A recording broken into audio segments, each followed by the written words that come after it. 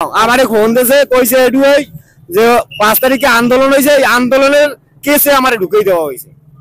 ধরা হয়েছে প্রায় 2 মাস পরে, মানে জুলাই আন্দোলনে। হ্যাঁ, জুলাই এই দেশে যে আন্দোলনটা হয়েছিল, হয় এই আন্দোলনের কেসে ঢুকাই দেওয়া হয়েছে।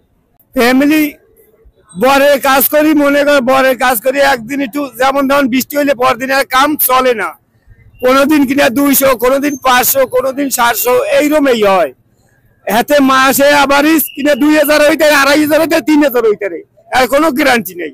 এইতে 3-4 মানুষে খাওন, এই এবারে এই ঢাকা বারে বারে আউন আসলে কপলা হাত হ্যাঁ বাড়াইছি বিদেশে হাত চলে। যদি পোলাক কোনো কায়দায় দেশে হইতে তবে পরিশ্রম করে তো দুটো ভাত খাই দিতাম।